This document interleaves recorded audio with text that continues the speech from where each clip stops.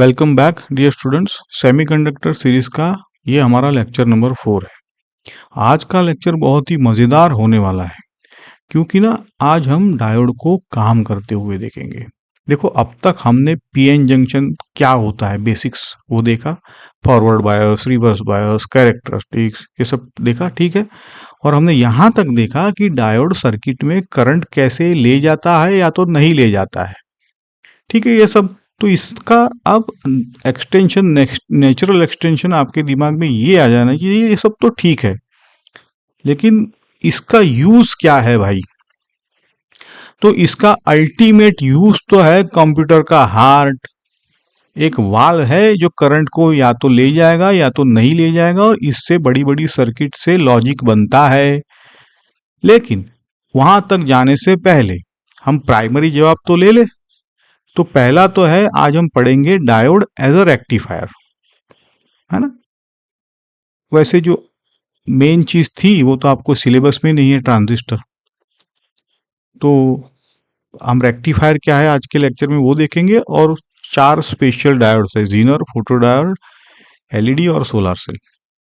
तो इस पिक्चर को देखिए, रेक्टिफायर को समझने का मतलब, हमारे पावर हाउस तो एसी प्रोड्यूस करते हैं कि नहीं, है ना। ईएमआई याद करो, तो एसी जनरेट होता है। और कई सर्किट है जो डीसी जिनको चाहिए। तो देखो, एसी आया, बीच में रेक्टिफायर था, जो बाहर निकला वो पल्सेटिंग डीसी निकला। तो भाई ये कैसे हुआ, तो आज के लेक्चर में ये जादू हम समझेंगे, ठीक है। चलो शुरू करते हैं। रोड मैप एक बार देख लो, चीजें क्लैरिटी के लिए देखो क्या क्या है। पहला है रेक्टिफिकेशन, मतलब एसी को डीसी जैसे बताया, उसमें हाफ वेव भी होता है, फुल वेव रेक्टिफायर होता है। उनके सर्किट्स, वर्किंग, वेवफॉर्म सब कुछ देखेंगे। उसके बाद ये जो स्पेशल पर्पस है, जीनर, जीनर और वोल्टेज रेगुलेशन।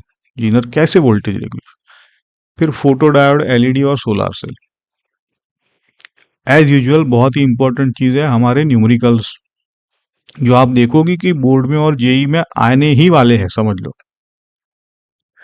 और यहाँ पे एक छोटी सी रिक्वेस्ट बनती है, अगर आपने लेक्चर नहीं देखे हैं पहले 1 से 3 तक, तो कोई यहाँ पे मतलब नहीं बनता है, क्योंकि आपको forward bias, reverse bias, PN junction, VI characteristics, ये सब क्लियर होना चाहिए।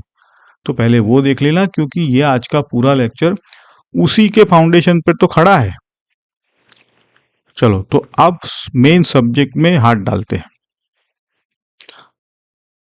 तो सवाल पहला ही है कि भाई रेक्टिफायर होता क्या है, और ये डेफिनेशन इसलिए लिखी है क्योंकि बोर्ड में आपको लिखनी पड़ेगी ये।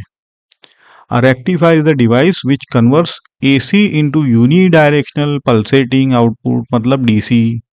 सिंपल भाषा में AC को DC में बदलने वाले का डिवाइस का नाम रेक्टिफायर, यही डिवाइस है। और प्रोसेस का क्या कहेंगे, इस प्रोसेस को रेक्टिफिकेशन। अब सोचो कि डायोड ये काम करता कैसे है। याद करो पिछला लेक्चर है। अब देखो, डायोड कब कंडक्ट करता है बताओ, भूल तो नहीं गए। हाँ, सिर्फ फॉरवर्ड। फॉरवर्ड मतलब भी पता है आपको क्या, पी पॉजिटिव एन नेगेटिव। और रिवर्स में डायोड क्या करता है, करंट को ब्लॉक कर देता है, ये तो हमें पता है। तो एक तरह से डायोड वन वे वाल्व हुआ कि नहीं हुआ करंट के लिए, जैसे पानी के लिए वाल्व होता है, वैसे ये करंट का वाल्व है ना। एक डायरेक्शन में ये करंट अलाउ करेगा, दूसरे में नहीं, दूसरे में ब्लॉक। अब देखो, एसी का तो काम ही है डायरेक्शन बदलना, इसीलिए तो एसी बोला है उसे। अल्टरनेटिंग साइकिल, आधा साइकिल इधर आधा उधर, है, या तो बोला आधा ऊपर आधा नीचे। तो जब एसी डायोड से मिलेगी, तो एक हाफ साइकिल में फॉरवर्ड होगा डायोड, दूसरे में रिवर्स होगा। तो एक में डायोड बोलेगा भाई जाओ करंट को, दूसरे को बोलेगा मत जाओ, रोक देगा। तो रिजल्ट क्या हुआ, लोड में करंट एक ही डायरेक्शन में जाएगा। तो यही तो चाहिए था हमें, यही रेक्टिफिकेशन का बेसिक आइडिया है है ना। तो रेक्टिफिकेशन के दो वे है, एक तो है हाफ वेव, दूसरा है फुल वेव। एक एक करके देखते हैं, ठीक है। ओके, ये रहा आपका हाफ वेव रेक्टिफायर, मतलब हाफ वेव रेक्टिफायर की सर्किट। देखो सबसे पहले एसी सप्लाई देखो, जो लगती है ट्रांसफॉर्मर के प्राइमरी कॉइल पी पर। अब ट्रांसफॉर्मर क्या है, उम्मीद है आपको पता है। यहाँ ट्रांसफॉर्मर चाहिए क्यों, उसके दो काम है। एक है मेंस के 220 वोल्ट को छोटा, मतलब एक सेफ वैल्यू तक स्टेप डाउन करो। दूसरा है कि सर्किट को मेन से आइसोलेट भी ये कर देता है।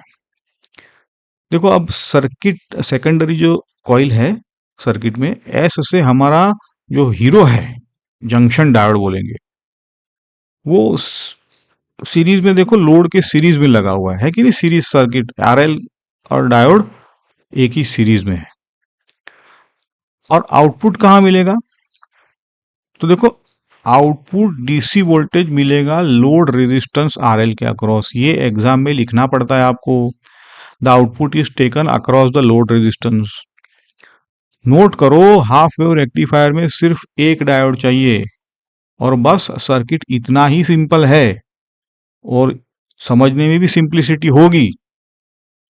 अब देखो कि इस सर्किट को पहले आप ध्यान से समझ लो, क्योंकि इसी के रेफरेंस में हम आगे अब इसका वर्किंग समझेंगे।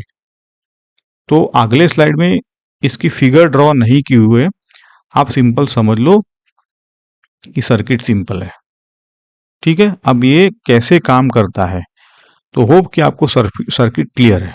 अब इसका वर्किंग देखते हैं। देखो वर्किंग को हमने दो साइकिल्स में बांटा है। पॉजिटिव हाफ साइकिल, जब इनपुट का पॉजिटिव हाफ आता है, क्योंकि पॉजिटिव आएगा ना, सर्किट एसी है भाई, है, तो जब ऊपर वाला आया तो पॉजिटिव बोलेंगे।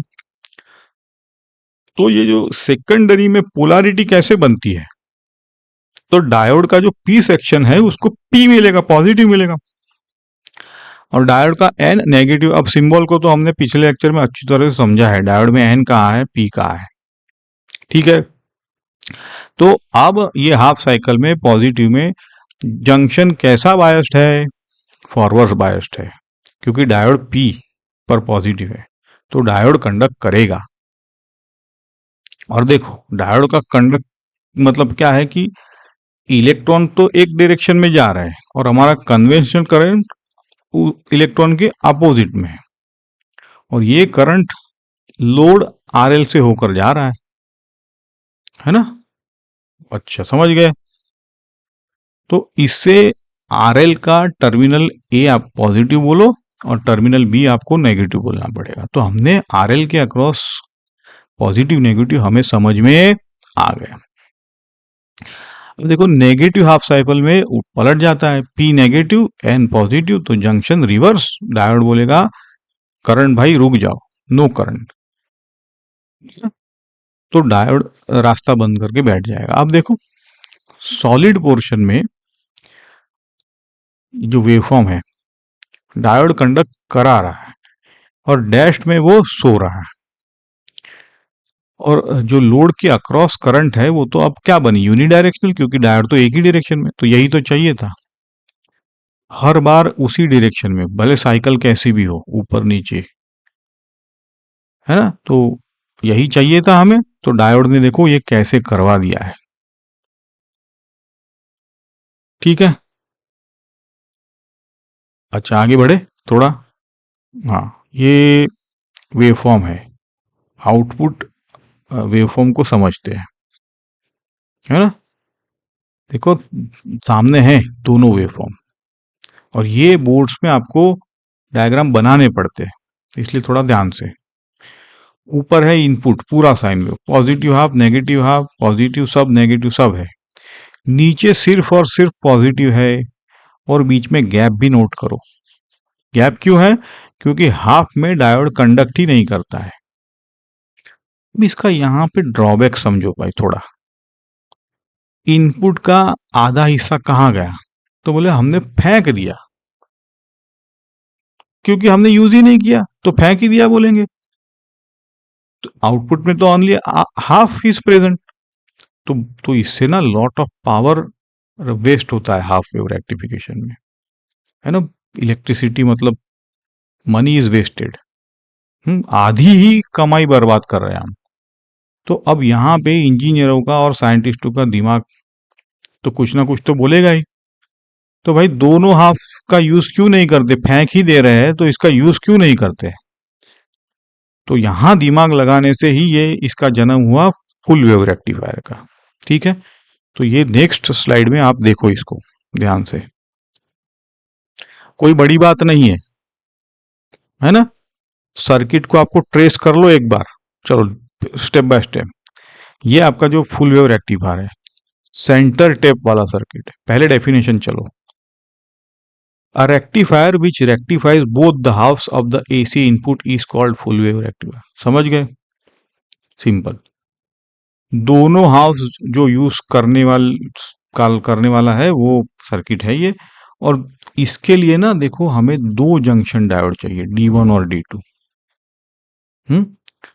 ट्रांसफॉर्मर वही है लेकिन सेकेंडरी थोड़ा स्पेशल है। देखो क्या है इसमें, बीच में इसे एक तार हमने निकाल लिया है, जिसे सेंटर टैप कहा गया है।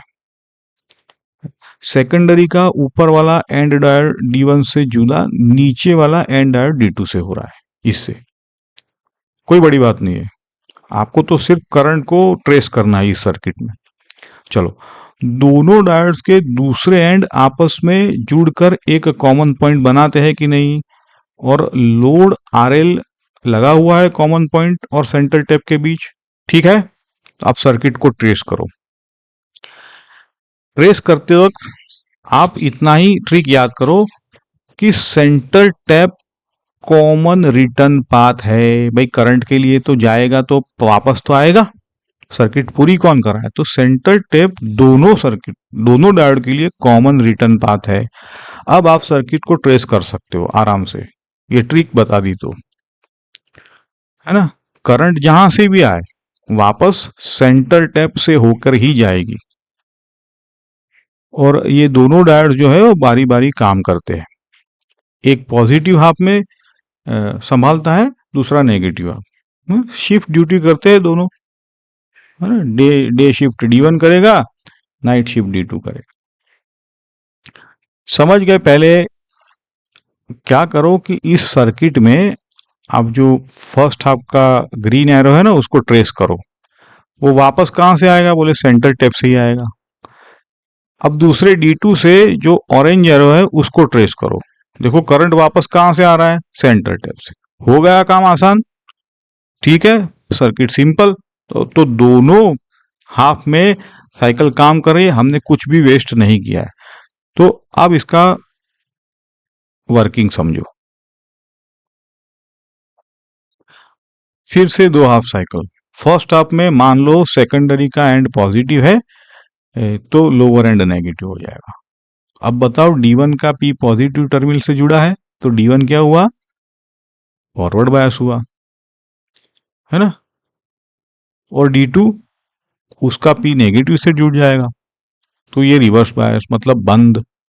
तो आपको पता है अब करंट कैसे जाएगा। सेकंड हाफ में सिचुएशन एग्जैक्टली रिवर्स है, लोअर एंड पॉजिटिव, तो D2 कंडक्ट करेगा, डॉटेड वाला एरो जो था, और D1 आराम करेगा। सबसे इंपॉर्टेंट ऑब्जर्वेशन यहाँ पे है, तो जैसे मैंने इसके लिए कहा था कि आप सर्किट को खुद से ट्रेस करो, है ना। दोनों केसेस में आप देखोगे कि लोड RL के अंदर करंट तो सेम ही डायरेक्शन में बहती है। जब आपने ट्रेस किया होगा तो देखा कि नहीं। तो output during both the cycle is unidirectional, same nature, है ना। तो जैसे हमने जो हाफ वेव में राइट एंड पॉजिटिव रहता है, यहाँ पे भी वैसे ही लेफ्ट एंड नेगेटिव, मतलब पूरा का पूरा वेव रेक्टिफाई हो गया, हमें पूरा DC मिल गया और कोई भी वेस्टेज नहीं हुआ। ठीक है, अब जैसे उसका वेव फॉर्म कंपेयर किया, इसका भी वेव फॉर्म कंपेयर करो आप लोग। इनपुट तो वही है लेकिन आउटपुट देखो, हाफ साइकिल में पहले D1 ने दिया, दूसरा D2 ने दिया, फिर D1 D2, कोई गैप नहीं, है ना। कंपैरिजन टेबल बोलो तो एक दो पॉइंट होते हैं, देखो ऐसे पूछा जाता है तो ये दो एक दो पॉइंट कंपैरिजन के लिए इनफ है। आउटपुट सिर्फ हाफ वेव में क्या होता है, अल्टरनेट हाफ में पावर वेस्ट, फुल वेव में एवरी हाफ में एफिशिएंट है ज़्यादा। ठीक है, तो इतना बहुत है, एग्जाम में आप इतना कंपैरिजन, हाँ, और डिटेल में जब हम प्रॉब्लम सॉल्व करेंगे ना, डीपीपी सेशन में करेंगे। चलो अब लेक्चर का सेकंड पार्ट है ये। 4 मेहमान हैं ये स्पेशल पर्पस। पहला है जीनोर डायल, ये रिवर्स ब्रेकडाउन में काम करने वाला वोल्टेज रेगुलेटर है।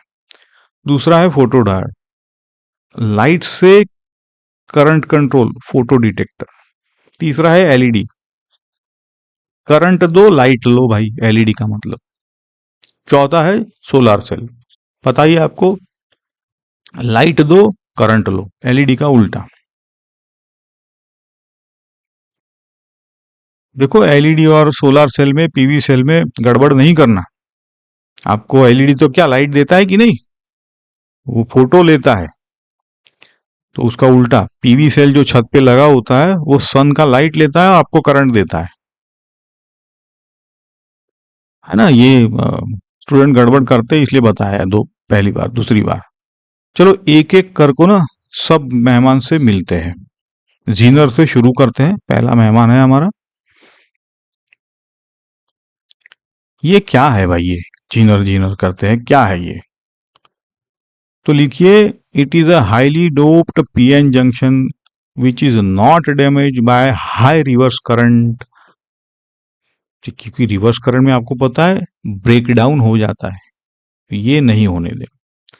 नॉर्मल डायोड को रिवर्स ब्रेकडाउन में ले जाओ तो वो शैटर्ड हो, शहीद हो जाएगा पूरा, पूरा का पूरा बचेगा ही नहीं। लेकिन जीनर, जीनर तो ब्रेकडाउन रीजन में रहने के लिए ही बना है भाई, कंटिन्यूअसली बिना डैमेज के ऑपरेट कर सकता है पूरी जिंदगी, समझे कि नहीं। तो पहले जीनर क्या है वो समझ में आना चाहिए, मतलब वो आपको क्लियरिटी होनी चाहिए वीआई कैरेक्टरिस्टिक। दो बातें याद रखो, फॉरवर्ड बायस में जीनर का कोई मतलब नहीं, ऑर्डिनरी डायोड की तरह वो बिहेव करता है, कुछ खास नहीं है। असली कमाल रिवर्स ब्रेकडाउन में है ना, वहां इसके अक्रॉस, जीनर के अक्रॉस जो वोल्टेज है वो प्रैक्टिकली कांस्टेंट रहेगा, क्योंकि ये हाईली डोप्ड है ना, देखेंगे। और इसी ही हम जीनर वोल्टेज कहेंगे वीजेड, ठीक है। इसका सिंबल भी देखो कैसे है, अब और ये ग्राफ भी देखो।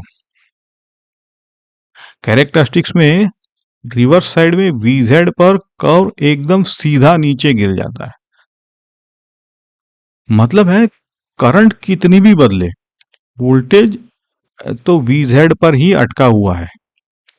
और यही तो प्रॉपर्टी बनाती है शानदार वोल्टेज रेगुलेटर। ये जो जीनर है, जैसे सिंबल नोट कर लेना, डायोड जैसा ही है, बस लाइन को थोड़ा सा बेंड कर दिया है, कैथोड की लाइन को जेड शेप जैसा है ना, इसीलिए। अब इसको और समझते हैं, सर्किट से समझते हैं इसको, देखो ये है रेगुलेटर सर्किट। अब ये तो आपका बोर्ड का फेवरेट डायग्राम है, हर साल ये आता है, और नहीं तो हर दूसरे साल में तो पक्का है। देखो इनपुट है वीआई, अब इस ये वीआई ना फ्लक्चुएटिंग, मतलब अनस्टेबिलाइज्ड सप्लाई है, जैसे बैटरी या रेक्टिफायर का फ्लक्चुएटिंग आउटपुट होता है वैसे। और सीरीज में लगा है रेजिस्टर्स आर,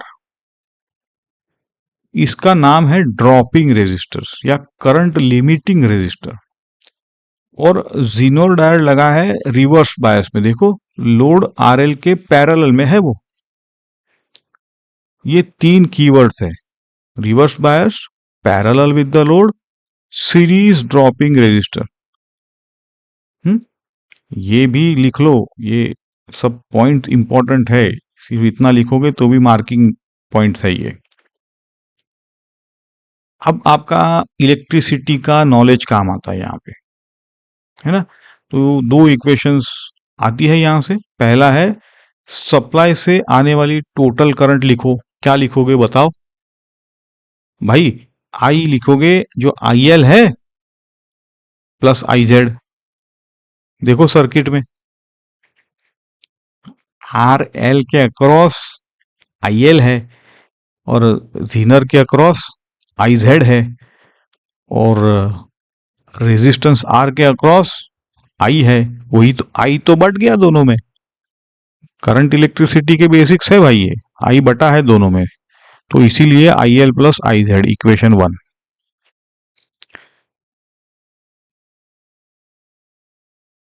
ये एक लोड करंट बोलेंगे, एक जीनर करंट। दूसरा क्या है बताओ? ड्रॉपिंग रेजिस्टर्स पर वोल्टेज ड्रॉप होगा, तो वो कितना है? तो बोले वी आई जो टोटल था माइनस वी जेड, है कि नहीं?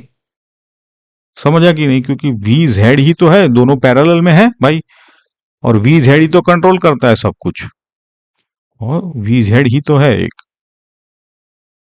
ओके, तो आर हम लिख पाएंगे V I minus V Z by I. Clear है ये दो इक्वेशन? तो आउटपुट कैसे लिखोगे भाई? वी नॉट जो लिखा है, जो आर एल के अक्रॉस है भाई, V equal to I R, तो V not equal to I L R L. और ये कितना होना चाहिए भाई? यही तो वी जेड है, क्योंकि दोनों पैरेलल में है, और ये कांस्टेंट है। तो ये है आपका, यहाँ पे देखना ये है कि ये कांस्टेंट रहता कैसे है भाई। बाकी तो सर्किट समझ में आ गई आपको, कैसे है क्या है। ओके, देखो अब ये कैसे कांस्टेंट रहता है, लिखते हैं।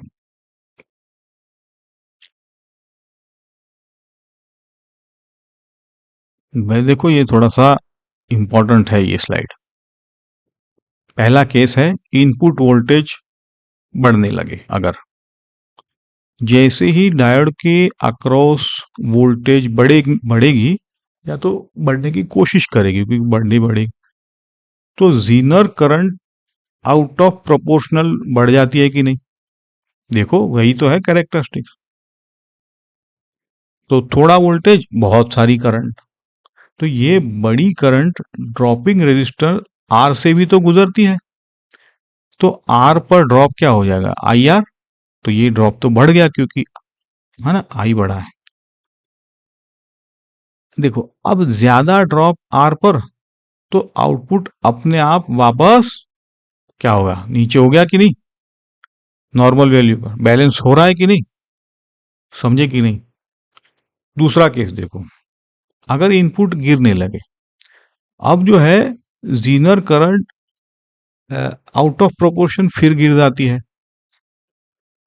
तो आर पर ड्रॉप बहुत कम हो जाता है, और आउटपुट वापस ऊपर उठने लगता है कि नहीं? फिर बैलेंस। तीसरा केस, लोड करंट बदले, अगर आईएल बढ़ी तो आईजेड उतनी ही घट जाती है कि नहीं? क्योंकि एज पर द इक्वेशन, और वाइस वर्सा भी ठीक है, क्योंकि आई तो कांस्टेंट है, और आई कांस्टेंट, तो V zero equal to V Z भी तो कांस्टेंट है। अब इन सब के पीछे का सीक्रेट क्या है? तो भाई एक ही लाइन में है, in the breakdown region Zener voltage remains constant even though the current through the Zener diode changes. है कि नहीं? यही तो इसके कैरेक्टरिस्टिक्स है। अब देखो, हमने रट्टा नहीं मारना है इसको, हमने समझाया है तीनों केसेस। तो ये जीनर एक शॉक अब्जॉर्वर है, सारे फ्लक्चुएशन खुद ये अब्सॉर्ब करता है ना, लोड को स्मूथ रखता है। ठीक है, आप इस स्लाइड को, मैं जैसे मैंने कहा, बहुत इंपॉर्टेंट है बहुत, तो आप इसको एक बार दो बार और समझ लो। अब हम इसको लगाते हैं न्यूमेरिकल्स पर। ध्यान से क्वेश्चन को पढ़ो, सुनो, है ना, पहले खुद ट्राई करना। देखो क्या है कि एक जीनर का आउटपुट दिया है 5 वोल्ट, ओके, इनपुट है 9 वोल्ट, आई एल है 40, छोटा है मतलब मिली एम्पियर, आई जेड है 10 मिली। निकालना है करंट लिमिटिंग रेजिस्टर्स का रेजिस्टेंस। पता है ना अब क्या मांग रहे हैं वो, हमने इसीलिए तो टर्मिनोलॉजी सिखाई। रेजिस्टर्स में पावर डिसिपेशन मतलब ड्रॉप, डायोड में पावर डिसिपेशन, डायोड का ड्रॉप। अगर लोड डिस्कनेक्ट हो जाए तो डायोड को कितनी पावर झेलनी पड़ेगी? अच्छा सवाल है ये। आप क्या करो कि इसको खुद ट्राई तो करो, सोचो, स्ट्रेटेजी बनाओ क्या क्या करोगे, है कि नहीं। सवाल को एक दो बार और पढ़ो, ठीक है। हो अगर हो गया है तो चलो साथ में करते हैं इसको। पहले तो क्या करेंगे, आई को निकालेंगे, है ना, चलो करते हैं साथ में। टोटल करंट तो दिख ही रहा है कि I L plus I Z, तो 50 मिली एम्पियर। तो रेजिस्टर पर वोल्टेज ड्रॉप जैसे हमें V I minus V Z तो पता ही है, तो ये 4 वोल्ट, तो आर 4 बाय, अब देखो ये 0.05 हो गया है, क्योंकि हमें तो एम्पियर चाहिए ना ऐसा यूनिट, तो 80 ओम। देखा, मिली एम्पियर को एम्पियर में मत कर भूलना मत।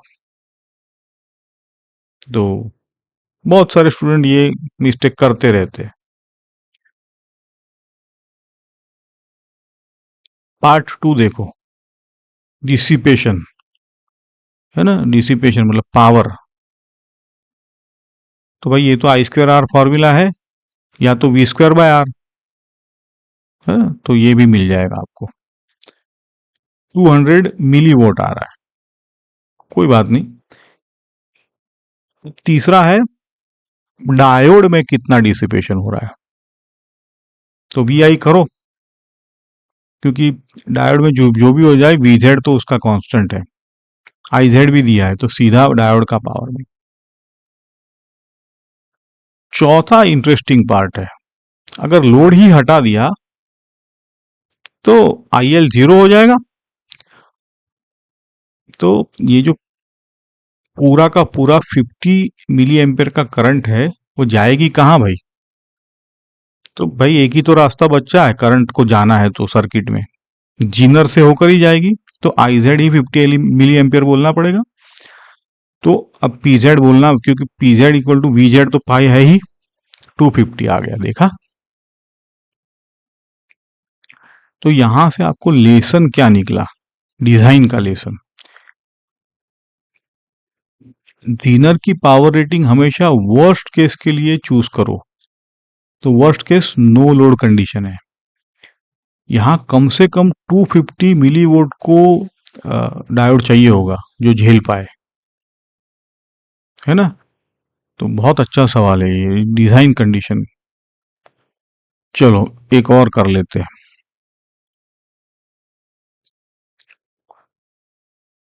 10 वोल्ट का जीनर है सीरीज रेजिस्टेंस के साथ, ठीक है, okay, as usual 40 volt supply, ठीक है। Maximum Zener current 50 milliampere, okay, ये भी करेक्ट है। पूछता है मिनिमम रेजिस्टेंस कितना चाहिए, ओके। लॉजिक को समझो पहले आप, है ना, सॉल्यूशन को मत देखो, हालांकि दिया है, स्ट्रेटेजी बनाओ, लॉजिक समझो, फॉर्मूला बाद में लगाओ। तो वर्स्ट केस क्या है भाई, जैसे कहा था कोई लोड करंट नहीं, सारी करंट जीनर से, तो भाई मैक्सिमम करंट आपका आ जाएगा 50 मिली एम्पियर।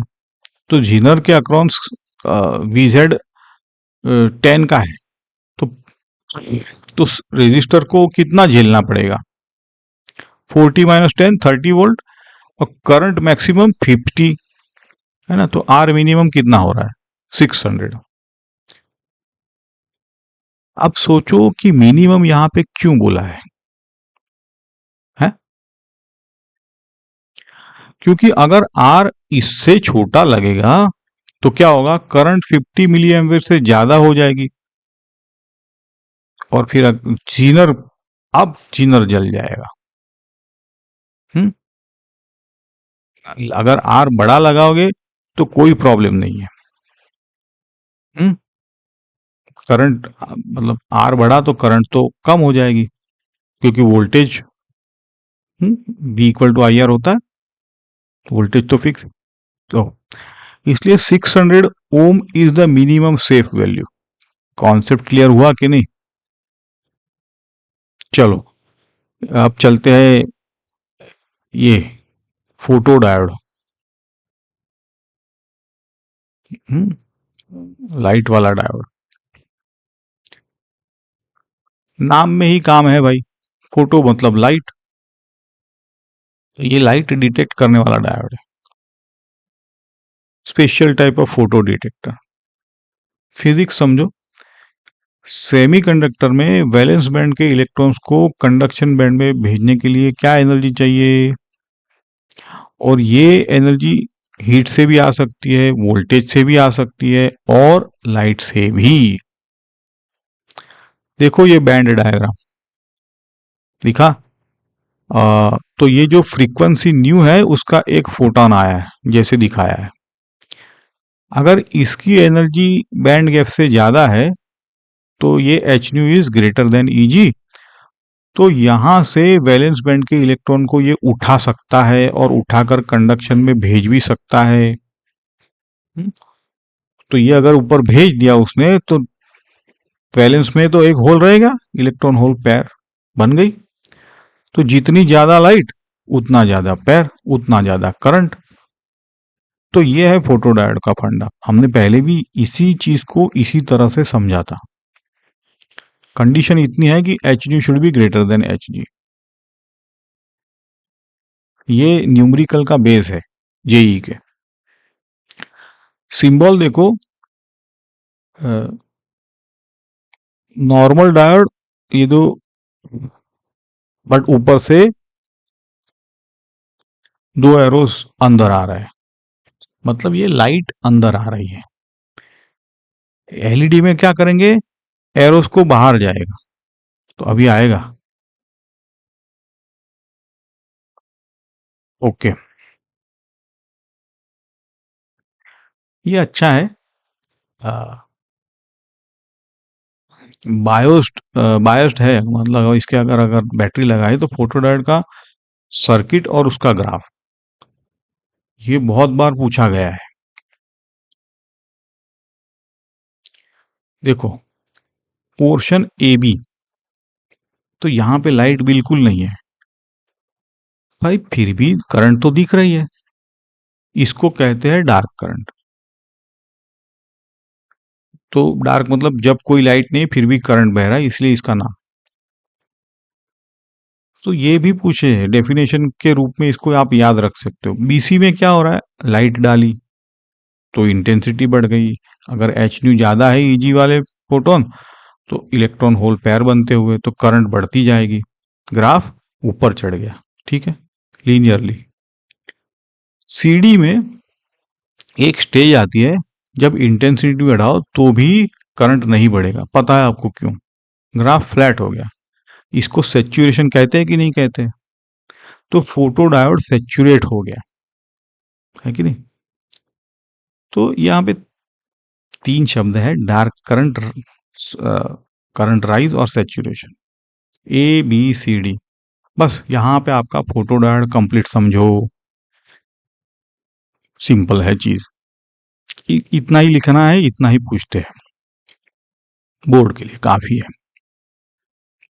अब आता है फेवरेट, सबका फेवरेट है, एलईडी, लाइट एमिटिंग डायोड। घर की हर लाइट, फोन की स्क्रीन, टीवी, अब सब एलईडी से बनता है।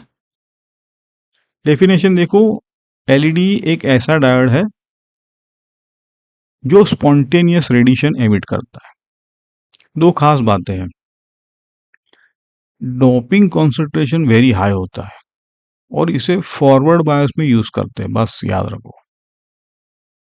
फोटो डायोड और एलईडी का बायस वाला डिफरेंस एग्जाम में आपको कंफ्यूज करता है। एलईडी फॉरवर्ड है, नोट इट। वर्किंग देखो स्टेप बाय स्टेप है। पीएन जंक्शन इलेक्ट्रॉन के फ्लो के लिए एक बैरियर है, पता है हमें। जब सफिशिएंट वोल्टेज लगाओ तभी इलेक्ट्रॉन जंक्शन को पार करके पी रीजन में घुसते हैं और करंट बहती है। अब पी रीजन में क्या भरा हुआ है? Holes, positive vacancies. इलेक्ट्रॉन अंदर आया, होल ने उसे एक्ट्रैक्ट किया, दोनों पास आए तो क्या होंगे? दूर भागेंगे, अरे रिकम्बाइन हो जाएंगे होल इलेक्ट्रॉन। तो वो तो नेचर का लॉ है ना। जहां से निकला था उसकी नेचुरल प्लेस है वो। और यही मोमेंट मैजिक का है। हर रिकॉम्बिनेशन में एक electrical potential energy, electromagnetic energy conversion है ये। तो यहां पे आपका फोटोन निकलता है। समझे कि नहीं? क्योंकि इलेक्ट्रॉन, आपको बोर मॉडल पता है, गिरता है तो फोटोन निकालता है, वैसे ही है। और फोटोन की फ्रीक्वेंसी किस पर डिपेंड करती है? भाई सेमीकंडक्टर के मटेरियल पर। इसलिए अलग अलग मटेरियल, अलग अलग कलर। एलईडी का रंग जो है वो प्लास्टिक, ये यही जो बैंड गैप है, आप उसके ऊपर जो प्लास्टिक लगाते हो ना, ऐसा नहीं कि एलईडी आपने अगर देखा हो तो उसके ऊपर का जो प्लास्टिक का कलर, उसका कोई मतलब नहीं है, वो एक्चुअली उसका कलर नहीं है, वो बैंड गैप का है। और बैंड गैप मतलब जो सेमीकंडक्टर मटेरियल है इससे आता है। ऐसा गलती मत करना कि ये प्लास्टिक का कलर है, मतलब प्लास्टिक के कैप। ठीक है, चलो और इसमें थोड़ी चीजें हैं।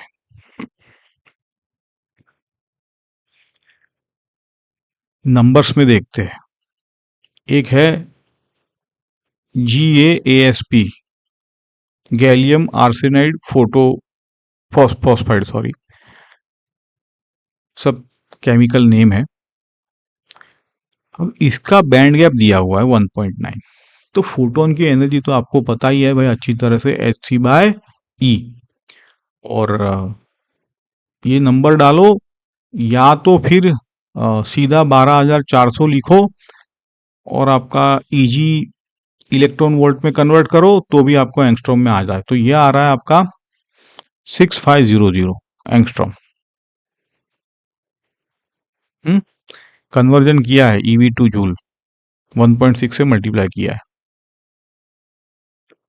तो ये तो विजिबल स्पेक्ट्रम में है और रेड लाइट की तरफ है ना, ज्यादा वेवलेंथ रेड लाइट की तरफ। इसलिए ये जो, अगर ये मटेरियल है जो भी है GaAsP, तो ये, इसका जो एलईडी होगा वो रेड लाइट देगा, है ना। तो आप लैम्बडा इक्वल टू hc/Eg, अगर बैंड गैप बड़ा तो वेवलेंथ छोटा, कलर ब्लू की तरफ जाता जाएगा। बैंड गैप छोटा, वेवलेंथ लैम्बडा आपका इंफ्रारेड की तरफ। जेई में सीधा यही उलट पलट पूछते रहते हैं। ओके, कितने मेहमान हो गए अपने? चलो अब ये अपना लास्ट मेहमान है, सोलर सेल। एक लाइन में प्रिंसिपल देखो। It is based on the photovoltaic effect, PV भी बोलते हैं इसको, photovoltaic. It converts solar energy into electrical energy. अब तो आपको ये पता होगा, इतना तो लिख ही सकते हो। कन्वर्जन में और कंस्ट्रक्शन करो तो ये ध्यान से सुनो। सेमीकंडक्टर की एक रीजन है ना, ऊपर वाला पी लेयर है और ये पतला होता है। कि इंसिडेंट लाइट उस लेयर को नहीं तो पार ही नहीं करेगा, फिर पी एन जंक्शन तक पहुंचता है। ऐसा है, कंस्ट्रक्शन है छोटा सा, को लिखना पड़ेगा ये। और ये लाइट फिर पीएन जंक्शन एब्सॉर्ब करेगा। देखो ये पी लेयर डायग्राम में दिखा है ना। अगर लेयर मोटी होती तो लाइट जंक्शन तक पहुंचने से पहले ही एब्सॉर्ब हो जाती, पहुंचती ही नहीं। अब जंक्शन पर क्या करो, h nu should be greater than और equal to E g. Electron holes pair बनेंगे कि नहीं बनेंगे, क्योंकि वैलेंस में इलेक्ट्रॉन को जो फोटोन है वो निकालेगा, तो फिर जंक्शन का अपना इलेक्ट्रिक फील्ड अलग कर देगा उसे, इलेक्ट्रॉन एक तरफ होल दूसरी तरफ। तो ये ईएमएफ जनरेट हुआ, इलेक्ट्रोमोटिव फोर्स। सबसे खूबसूरत बात यह है कि सोलर सेल को कोई एक्सटर्नल बायर्स नहीं चाहिए। जो बैटरी से हमने दौड़ा रहे थे, क्योंकि डिप्लीशन यहाँ पे खुद का मतलब इलेक्ट्रॉन्स खुद ही इतने निकल रहे हैं कि वो, समझ गए बात को, खुद ही बैटरी बन जाता है।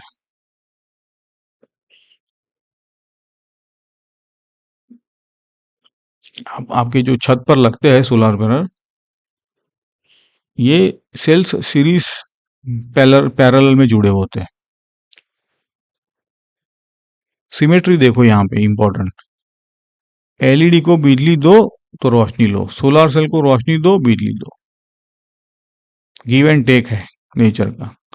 देखो भाई, पीवी सेल तो वैसे देखा जाए तो बहुत डीप सब्जेक्ट है। यहाँ पे क्या है कि एच न्यू आ रहा है, फोटोन आ रहा है भाई, उससे जो डिप्लीशन लेयर है वो इतने सारे इलेक्ट्रॉन बन जाएंगे कि करंट भागने लगेगा खुद ही। डिप्लीशन लेयर को समझे ना, डिप्लीशन लेयर में उल्टा फील्ड सेटअप होता है। ये इतने इलेक्ट्रॉन निकल के आएंगे, इतने इलेक्ट्रॉन होल पेयर क्रिएट होता है कि इनफ है, वो पार कर जाएंगे। बस इतना अपने को तो इतना जानना है, बाकी चलो इसको अब समराइज करते हैं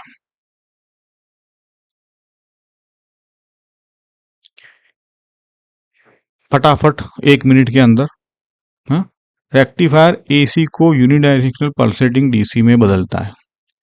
हाफ वेव एक diode alternate cycle, power waste. Full wave दो डायोड, सेंटर टैप होता है, दोनों हाउस रेक्टिफाइड है। लोड में करंट हमेशा 1 जीनर अच्छी चीज है, हाईली डोप्ड होता है।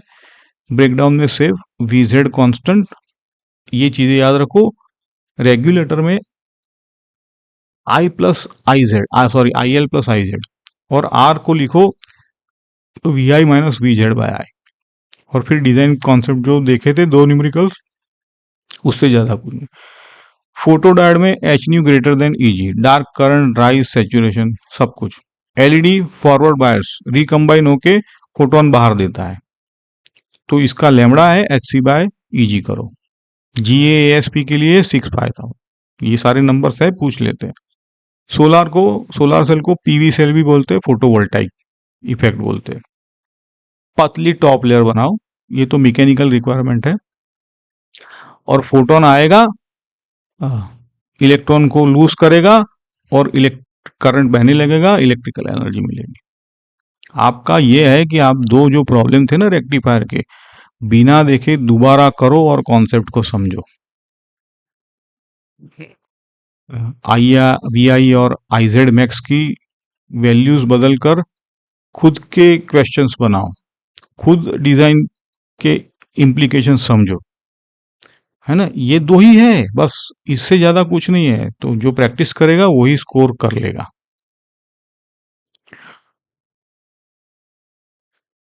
तो बस इतना ही रखते हैं आज के लेक्चर 4 में। तो रेक्टिफायर और 4 डायोड्स क्लियर है। जैसे देखो इसमें बहुत सारी चीजें जैसे जैसे प्रॉब्लम करेंगे हम डीपीपी तब आएगी, बाकी इतना काफी है। अगर अच्छा लगा हो तो लाइक करो, सब्सक्राइब करो, शेयर करो। ठीक है, अगले लेक्चर, क्योंकि आपका ट्रांजिस्टर तो है नहीं, तो we will not cover it, but advance के लिए देखेंगे, we will make certain videos but not at this stage. मिलते हैं अगले लेक्चर्स में, प्रैक्टिस सेशन में। Thank you.